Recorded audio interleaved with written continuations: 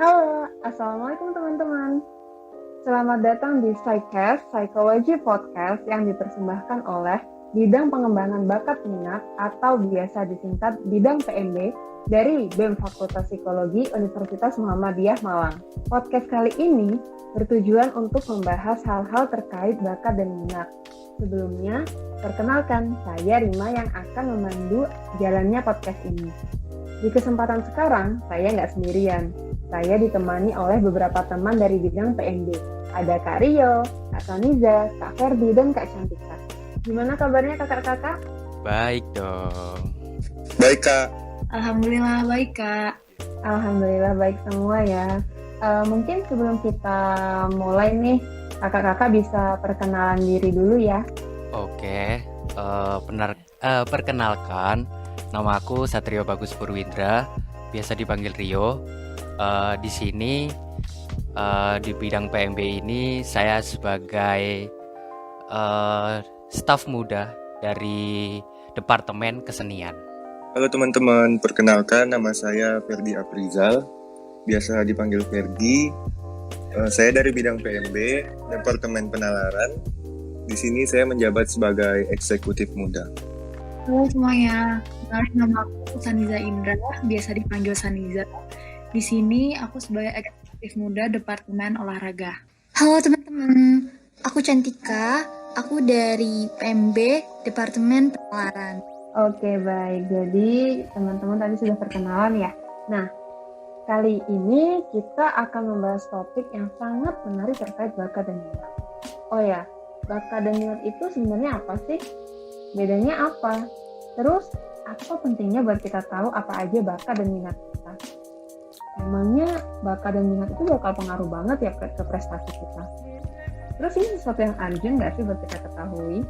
Nah, semua pertanyaan itu akan segera terjawab dalam podcast ini. So, stay tune sampai akhir ya.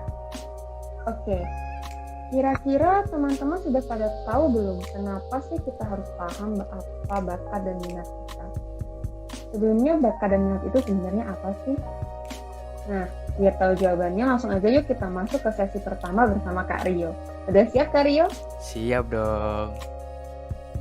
Oke, langsung aja deh Kak, kalau gitu sebenarnya apa sih bakat dan minat itu? Nah, yang pertama kita bakalan bahas tentang bakat dulu ya. Nah, jadi bakat itu secara luas itu adalah sebuah talenta khusus yang diturunkan dari Tuhan Sang Pencipta kita, yang diberikan kepada setiap individu atau setiap manusia yang ya untuk kegunaannya untuk pastinya untuk mengembangkan dirinya sendiri ya. Dan bakat itu sendiri juga polanya juga banyak, dan salah satunya itu seperti kepandaian, tentang kemampuan setiap individu dan cara pola pikir mereka, seperti itu sih. Dan jenis-jenis bakat ini hingga saat ini dibedakan menjadi dua secara garis besar. Nah, yang pertama ada bakat umum dan bakat khusus. Wih, ternyata bakat pun banyak jenisnya ya Kak ya. Iya. Terus bakat umum sama bakat khusus itu bedanya apa sih? Nah, tentang pertama bakat umum nih. Nah, bakat umum ini apa sih? Nah, bakat umum sendiri itu sebuah kemampuan individu. Jadi pasti setiap individu punya kemampuan itu kan. Nah, kemampuan ini berupa potensi dasar yang bersifat secara umum. Nah, jadi setiap individu itu pasti punya.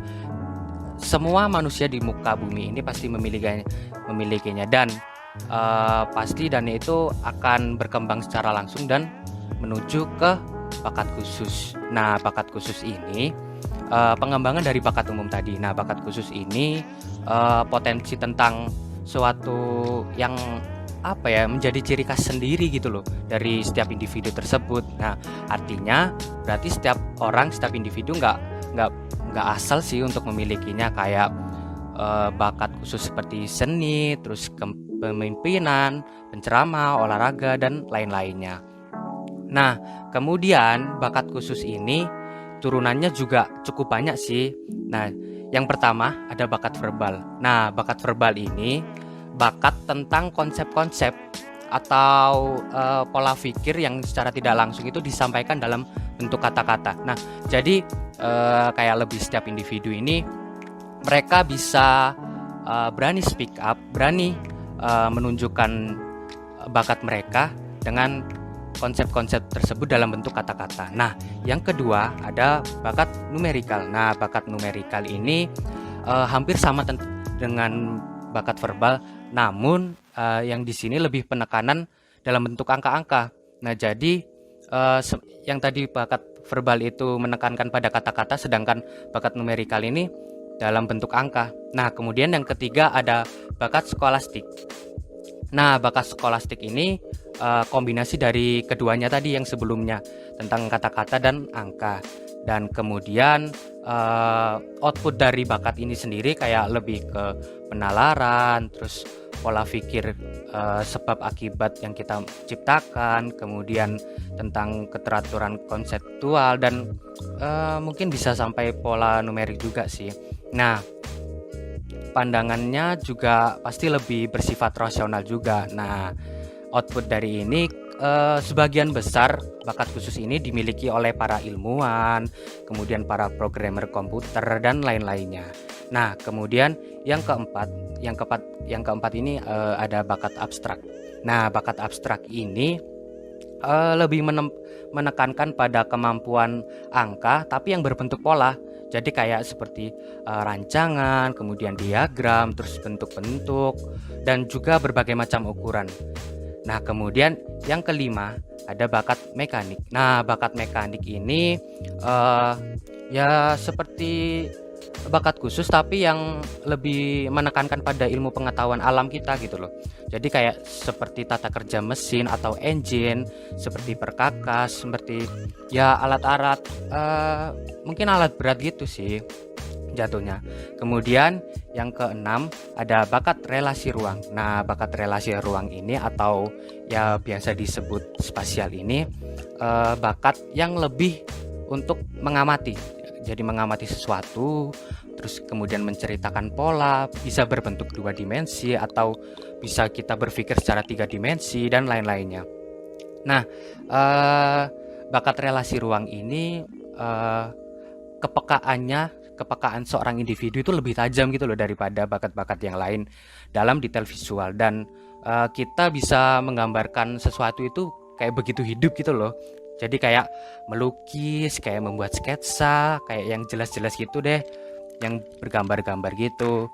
Juga yang pastinya bisa sampai ke ruang 3 dimensi juga sih. Nah, output dari bakat relasi ruang ini sebagian besar dimiliki oleh para arsitek, para fotografer, artis, pilot, dan insinyur mesin. Kemudian yang ketujuh ada bakat kecepatan. Nah, bakat kecepatan ini lebih apa ya? Jadi lebih kayak menekankan kayak tentang tugas-tugas itu, kayak ketelitian kita dalam tulis menulis, terus kemudian dalam meramu-ramu untuk di laboratorium, terus kemudian ada di kantor juga bisa dipakai dan lain-lainnya. Dan kemudian yang terakhir yang ke-8 adalah bakat bahasa atau linguistik. Nah, bakat linguistik ini hampir sama dengan bakat yang sebelumnya, tapi ini kayak lebih penalaran analisis bahasa, kayak ahli sastra gitu. Nah, kayak misalnya kayak untuk jurnalistik, terus stenografi, penyiaran, editing, dan lain-lainnya. Kalau itu aja sih kalau untuk bakat hingga saat ini dari aku. Oke, wah ternyata banyak juga ya Kak ya bakat khusus itu diklasifikasikannya. Nah, tadi kan bakatnya udah kita bahas nih ya Kak. Berarti bisa masuk ke minat ya. Minat itu apa sih sebenarnya Kak? Bisa tolong dijelasin lagi? Boleh. Nah, kalau untuk minat sendiri ini hampir sama dengan kayak bakat tadi, tapi minat ini jatuhnya kayak proses pengembangan kita gitu loh. Kayak seorang individu itu kalau udah punya bakat, kemudian dikembangkan, itu bakalan menjadi minat gitu loh. Kayak dalam minat ini kayak mencampurkan seluruh kemampuan yang dia miliki gitu loh, dan mengarahkan pada satu kegiatan yang diminatinya. Nah, di minat sendiri ini ada jenis-jenisnya juga nih Kak Rima. Nah, kayak yang pertama ini ada minat vokasional dan kedua minat avokasional. Nah, yang minat avokasional ini kayak lebih merujuk kayak bidang-bidang pengerjaan gitu loh, kayak bidang profesionalitas, terus minat komersial, terus ada juga minat kegiatan fisik. Nah, kalau yang pertama tadi yang minat profesional itu kayak lebih menekankan kayak minat keilmuan, kemudian kesenian, sama kesejahteraan sosial. Nah, untuk minat komersial ini kayak lebih menekankan kayak dunia usaha gitu, kayak influencer gitu, kayak jual beli, periklanan, akuntansi, sekretaris kayak dan lain-lainnya. Kemudian ada yang terakhir minat kegiatan fisik. Nah, minat kegiatan fisik ini pastinya seperti namanya juga ya. Jadi menekankan pada fisik seorang individu itu kayak mekanik, terus kegiatan di luar dan hal apapun itu yang menyangkut dengan fisik kita. Nah, yang kedua, selain bakat vokasional tadi ada minat avokasional. Nah, minat avokasional ini kayak minat yang untuk memperoleh kepuasan gitu loh, kayak atau hobi-hobi gitu loh. Kayak misalnya hobi petualang, liburan, terus penelitian dan lain-lainnya. Nah, kemudian bakat minat ini juga bisa dikembangkan untuk lebih ke jangka panjang gitu ya, kayak untuk mendukung cita-cita kita, terus kemudian untuk menentukan kita karir kedepannya seperti apa. Kemudian kalau untuk anak-anak SMA zaman sekarang itu kayak bisa aja kayak bakat minat itu bisa memasuki ke dunia perguruan tinggi, kayak minatnya di jurusan apa nih, kayak gitu-gitu. Nah, bakat minat ini juga bermanfaat banget gitu loh bagi individu tersebut gitu, karena kalau kita bisa berusaha mengembangkan dan memanfaatkan, pasti outputnya juga bakalan bagus gitu. Nah, untuk cara bakat minat dalam diri ini pengembangannya gitu ada 4 nih untuk secara garis besarnya. Yang pertama keahlian, kemudian ketertarikan, kemudian ada kepuasan, dan yang terakhir kebiasaan. Jadi ketika semuanya di-mix, ketika semuanya dicampur menjadi satu, pasti bakalan outputnya itu bakalan seperti yang kita inginkan gitu loh. Mungkin itu aja sih Kak dari aku tentang bakat minat. Oke. Menarik banget sih ini barusan bahasannya tuh ya. Tadi kan Kak Rio itu ada nyinggung ya tentang gimana manfaatnya bakat dan minat yang dikembangkan itu bisa untuk mendukung cita-cita kita, karir juga, untuk kalau misalnya buat yang lebih deket ya, kayak membantu kita memasuki dunia perguruan tinggi misalnya. Iya. Berarti bakat dan minat itu dapat mengarahkan kita pada hal yang bersifat prestisius ya? Ya, pastinya. Oke. Semakin kesini semakin mulai terjawab nih pertanyaan-pertanyaan di awal. Tapi sebelum kita lanjut membahas tentang bakat minat yang dapat membantu kita untuk mencetak prestasi, mungkin kita bisa bahas dulu hal apa sih yang sekiranya dapat mempengaruhi kita untuk mengembangkan bakat dan minat dan ke arah prestasi itu tadi. Mungkin Kak Ferdi mau memberikan sedikit penjelasan? Oke Kak Rima, jadi tadi kan kita udah dengar sama-sama apa yang dibilang sama Kak Rio tentang bakat minat. Kayaknya kurang lengkap kalau misalnya kita nggak ngebahas soal hal yang mendasari hal tersebut, yaitu motivasi. Motivasi sendiri merupakan suatu hal yang dapat memberikan dorongan kepada seseorang atau bahkan diri sendiri untuk mengambil suatu tindakan yang dikehendaki. Motivasi juga merupakan gejala psikologis nih teman-teman, di mana motivasi digambarkan sebagai sebuah bentuk dorongan yang timbul pada diri seseorang secara sadar atau biasa kita sebut dengan conscious state. Salah satu pakar yang ngebahas soal motivasi adalah McLean, di mana ia beranggapan kalau misalnya setiap individu memiliki motivasi yang berbeda-beda. Jadi bisa aja nih, dua orang yang memiliki interest yang sama terhadap suatu hal, memiliki motif yang berbeda dalam aspek motivasinya. Hal ini disesuaikan dengan kekuatan, kebutuhan, dan motif untuk mencapai prestasi tersebut seperti apa. Nah, itu tadi menurut McLean. Kalau menurut Kak Rima sendiri nih, motivasi versi Kak Rima itu seperti apa? Kalau menurut saya sih, motivasi itu kayak keinginan dari dalam diri, atau mungkin dorongan ya dari luar gitu buat ngelakuin sesuatu gitu sih. Oke, jadi menurut saya sendiri nih, Kak Rima merupakan orang yang lebih cenderung motivasi internalnya itu lebih dominan. Jadi, menurut perkembangannya sendiri, motivasi dapat dibedakan menjadi dua macam. Yang pertama adalah motivasi internal. Adalah motivasi yang bersumber dari dalam diri seseorang. Misalnya nih, seseorang memiliki interest terhadap sesuatu karena ia memang suka terhadap hal tersebut. Yang kedua adalah motivasi eksternal atau motivasi yang datangnya dari luar. Bisa berbentuk seperti support dari orang lain atau lingkungan yang positif terhadap seseorang. Jadi ada dua macam. Oh, gitu ya, Kak, ya. Terus, tadi kan Kak Ferdi bilang tuh ada dua jenis ya motivasi. Sebenarnya motivasi itu, dari dua jenis ini mereka tuh berdiri sendiri-sendiri ataukah bisa gabung gitu? Bisa banget dong Kak kalau misalnya digabung. Justru lebih baik lagi kalau misalnya kedua aspek ini bisa balance satu sama lain. Misalnya nih, Kak Rima suka nonton drakor karena Kak Rima emang suka drakor. Terus di sisi lain juga teman-teman Kak Rima juga suka nonton drakor. Otomatis Kak Rima punya lingkungan yang support akan hal tersebut. Jadi kalau misalnya sudah memiliki interest secara personal, terus mendapatkan dukungan dari orang lain, motivasi yang didapat juga akan semakin besar. Secara nggak langsung, usaha yang dilakukan terhadap sesuatu juga akan semakin besar juga. Jadi gitu. Oh, pantes. Saya kalau mau nonton drakor tuh kayak semangat banget meskipun tugas udah bejibun banget tuh tetap aja dibela-belain nonton ya minimal 3 episode lah satu malam. Mantap. Oke, berarti motivasi saya udah bagus ya buat yang itu. Bagus Kak. Bagus banget. Oke, oke. Jadi kan tadi Kak Ferdi udah jelasin tentang motivasi, Kak Rio juga sebelumnya sudah jelasin tentang bakat minat. Nah, pertanyaan yang berikutnya yaitu, sebenarnya bakat dan minat itu bakal pengaruh nggak sih ke prestasi kita? Kalau menurut Kak Saniza gimana sih dampaknya dari bakat minat terhadap prestasi kita tuh? Nah, gini Kak, namanya prestasi itu kan nggak cuma dari segi akademik kan, tapi juga bisa dari segi non-akademik.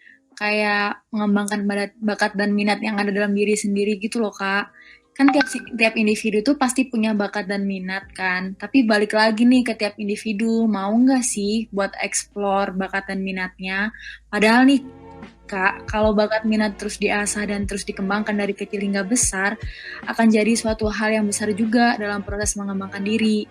Individu tuh harus memahami dirinya terkait kemampuan apa yang dimiliki. Apabila individu itu pasif dalam mengembangkan dirinya, maka kedepannya individu akan bingung apa sih sebenarnya potensi yang ada dalam diriku ini. Di sini tuh Kak, peran motivasi sangat dibutuhkan sebagai dorongan. Soalnya, kalau motivasi yang ada dalam tiap individu itu besar, maka akan semakin besar juga usaha-usaha yang akan dilakukan dan tentunya akan mendapatkan hasil yang memuaskan juga. Jadi kalau ditanya gimana sih bakat minat memberikan dampak terhadap prestasi, kuncinya tiap individu harus kenalin dulu nih bakat dan minat apa yang ada dalam dirinya sendiri. Gitu sih Kak kalau dari aku.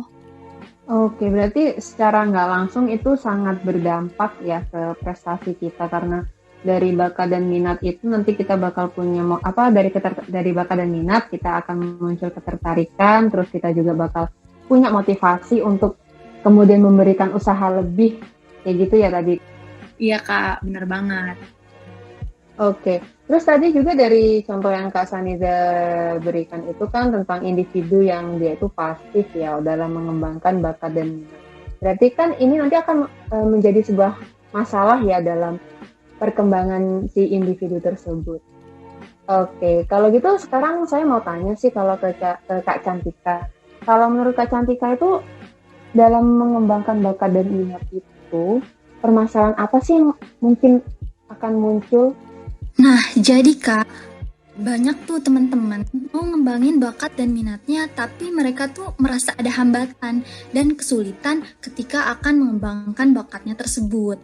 Dan permasalahan ini, kesulitan yang ada ini beragam gitu ya penyebabnya.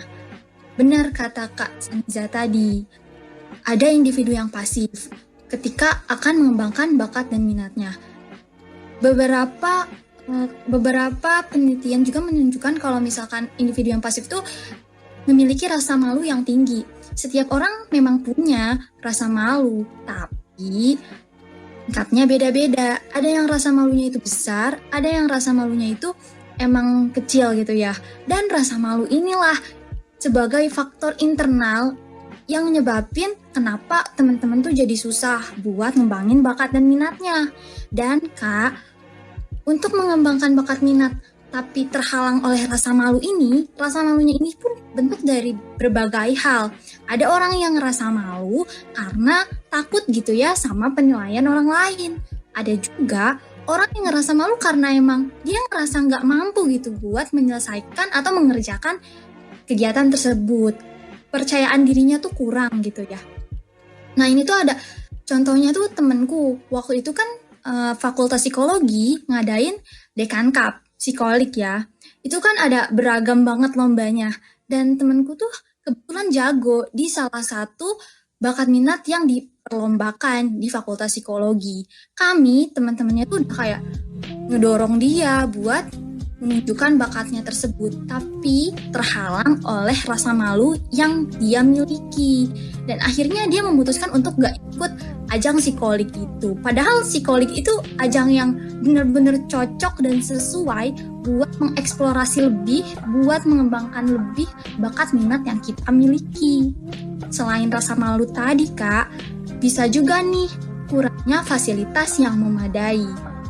Namanya mau mengembangkan bakat minat, pasti butuh pelatihan. Dan latihannya itu harus intensif gitu ya, konsisten. Kalau misalkan fasilitas yang digunain buat melatih diri kita, melatih bakat minat yang kita miliki aja kurang memadai, ya gimana mau optimal dalam pengembangan bakat minat tersebut. Tapi untungnya di Fakultas Psikologi ini udah banyak banget loh UKM dan LSO ya kalau di psikologi itu yang bisa ngebantu kita buat ngembangin bakat minat kita. Ada LSO Persona, LSO Belbaba, Psikologi Club, dan masih banyak lagi. Lalu, selain kurangnya fasilitas yang memadai, bisa juga nih kurangnya dorongan dari sekitar. Kurangnya dorongan dari sekitar ini bisa jadi orang-orang terdekat kita itu nggak ngedorong dan ngedukung apa yang emang kita minati, apa yang emang kita punya gitu ya. Contohnya ada nih, ketika teman-teman punya bakat di bidang tarik suara misalkan, tapi keluarga, khususnya orang tua gitu ya, nggak ngedukung buat kita ngembangin karir atau ngembangin bakat kita di bidang tersebut. Dan akhirnya kita kesulitan gitu mau ngembangin bakat yang kita miliki karena orang-orang terdekat kita aja nggak suka sama apa yang kita lakuin. Gimana mau enjoy coba buat ngembangin bakat minat kita. Terus selain itu ada juga nih penyebab lain, yaitu takut diapresiasi buruk oleh orang sekitar. Misal nih ada teman-teman yang udah nunjukin bakatnya, misalkan dia bisa nari atau bisa nyanyi, ditunjukin lah ke akun media sosialnya. Tahunya apresiasi dari orang-orang yang ngelihat hal tersebut tuh malah kayak, wah ternyata kok kayak gini sih apresiasinya, gak sesuai sama harapan yang aku pengen gitu, kata yang nunjukin bakatnya tersebut. Dan hal itu bisa banget loh bikin orang tersebut jadi males atau bahkan kayak gak semangat gitu buat ngembangin bakat minatnya yang tadi. Kayak gitu, Kak. Wah, ternyata banyak juga ya hal-hal yang bisa menghambat perkembangan bakat minat kita itu, baik itu dari dalam diri sendiri maupun dari orang luar atau faktor luar lah itu tepatnya ya. Nah kalau misalnya kan tadi kita barusan sudah mengidentifikasi ya beberapa permasalahan, beberapa hambatan. Kira-kira solusi yang ada itu apa aja untuk kita bisa menyingkirkan hambatan-hambatan ini? Nah, kalau untuk solusi, aku punya 3 rekomendasi yang cocok banget, yang sesuai banget deh, relate sama keadaan teman-teman sekarang yang lagi kesulitan atau punya hambatan dalam mengembangin bakat minat, Kak. Yang pertama nih, carilah lingkungan yang emang ngedukung dalam pengembangan bakat minat kita. Kayak yang tadi aku udah singgung nih, di UMM, khususnya Fakultas Psikologi UMM, itu punya banyak banget kelompok-kelompok yang bisa ngebangun kalian buat ngembangin bakat minat yang kalian miliki. Ada kontingen basket, kontingen volley, terus LSO yang udah tadi aku sebutin, dan potensialin gitu ya maksimalin kelompok-kelompok tersebut buat ngembangin bakat minat kalian. Kalau yang punya bakat di analitis, suka mikir gitu ya, suka mengkaji sesuatu, punya ketertarikan lebih di bidang psikologian, cocok banget deh buat LSO Psikologi Club. Buat yang suka seni, suka acting, peran, suka nyanyi-nyanyi, nari-nari, berakting gitu ya di depan halayak umum, cocok banget buat masuk LSO Baba. Dan yang punya bakat penulisan bisa banget masuk LSO Persona. Dan gak ketinggalan buat yang jago olahraga, suka sport gitu, UMM, Fakultas Psikologi UMM punya banyak kontingen olahraga. Terus yang kedua itu mulai aja dulu. Ini tuh prinsip yang benar-benar terpakai gitu ya. Jangan pernah takut gagal, kan kita nggak pernah tahu kalau kita nggak nyoba. Makanya mulai aja dulu, terserah deh gimana nantinya. Hasilnya tuh belakangan, yang penting coba aja dulu. Kalaupun nanti hasilnya itu buruk atau nggak sesuai sama ekspektasi kita, ya nggak apa-apa dong. Orang yang mau nyampe puncak gunung aja harus ada di bawah dulu. Itu juga sebagai cerminan bagi kita. Kalau misalkan kita mau berhasil di bakat dan minat yang kita miliki, berarti kita juga bakal ada di bawah dulu dong. Bakal ada fase-fase gagalnya dulu dong. Gak mungkin langsung wah cemerlang bersinar gitu ya. Gak mungkin deh, pasti ada gagalnya dulu. Intinya tuh jatuh bangun lagi, jatuh lagi bangun lagi. Dan yang ketiga nih, be yourself. Pokoknya nikmatin, enjoy sama bakat dan minat yang emang kalian miliki. Selagi kegiatan tersebut positif dan membawa kebermanfaatan, ya kenapa harus malu dong buat tunjukinnya? Pokoknya jangan deh dengerin omongan-omongan orang lain. Dengerin sih, tapi omongan yang emang bisa ngebantu kita buat nge-improve skill kita. Komentar-komentar membangun itu tuh pergunain buat bikin kita semakin high, up and up level. Kayak gitu. Nah, kalau misalkan aku tuh punya nih Kak pengalaman yang mungkin sedikit relate sama pengembangan bakat minat Kak. Boleh sharing sebentar gak Kak? Sharing aja nggak? Jadi aku tuh dari dulu suka nulis Kak. Tapi orang tuaku tuh kayak nggak percaya kalau aku punya skill di penulisan. Ya bukan disebut skill sih, masih disebut ketertarikan gitu ya, minat. Dan waktu itu aku nggak milih lingkungan sama potensi ini, sama minat yang aku pengen. Dan hal itu ngebuat aku jadi semakin malu buat nunjukin hal tersebut ke orang lain, ke orang-orang sekitar gitu ya. Terus sampailah aku semakin besar, semakin mandiri buat nyari jalan lain gitu ya untuk mengembangkan bakat minat ini. Dan saat aku masuk Fakultas Psikologi UMM, itu ada organisasi, kelompok yang bisa ngebantu aku buat nge-improve skill aku di bidang kepenulisan, yaitu LSO Persona. Dan hal ini juga berlaku banget berarti buat teman-teman yang lagi pengen ngembangin bakat dan minatnya.